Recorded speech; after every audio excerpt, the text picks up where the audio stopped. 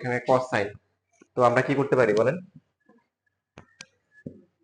সবগুলো কসে নিয়ে আসি, এখানে কস তো বেশি আছে, সবগুলো কসে নিয়ে আসে। এই দুটো স্কয়ার করলে কত হবে? 420 হবে না? 20 কস স্কয়ার আলফা মাইনাস হচ্ছে 36 হবে, ঠিক আছে? আর নিচে হচ্ছে যেহেতু কসে নিয়ে আসবো 4 কস স্কয়ার আলফা, 9 কে 9 ইনটু 1 মাইনাস কে কস স্কয়ার আলফা লিখতে পারি,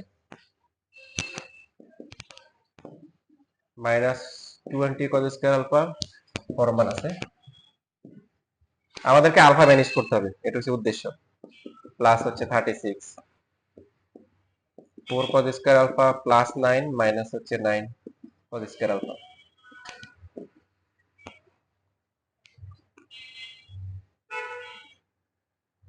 উপরে কমন যায় কত? 20 আর 36 কমন যায় কত?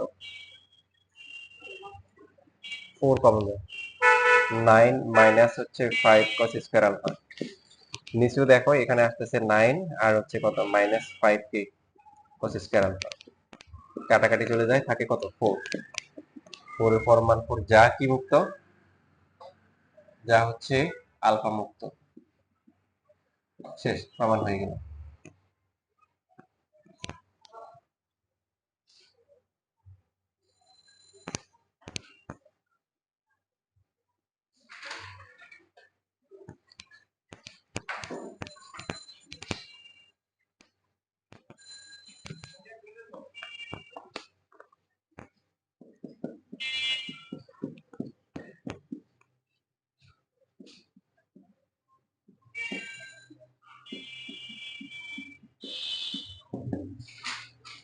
তো আজকে আমাদের লিমিটার হয় নাই, সমস্যা নেই, আমরা পরে লিমিট করব। এই চ্যাপ্টার মোটামুটি অনেকটুকুই করে ফেলছি, আর সর্বোচ্চ 2টা ক্লাস লাগবে সর্বোচ্চ, তাহলে আলহামদুলিল্লাহ আমাদের সরলরেখা শেষ হয়ে যাবে। তো প্রশ্ন বুঝছো? সেম প্রশ্ন, মানে এই 40 আর -40 থেকে এই রেখার উপর অঙ্কিত লম্বদের গুণফল থিটা মুক্ত হবে। আমি আর লিখলাম না, যেহেতু পরের ক্লাসে ইনশাআল্লাহ কোশ্চেন ব্যাংক তোমাদেরকে দিয়ে দিব, তখন বিস্তারিত তখন হবে। এটাই তোমাদের আজকে লাস্ট ম্যাথ।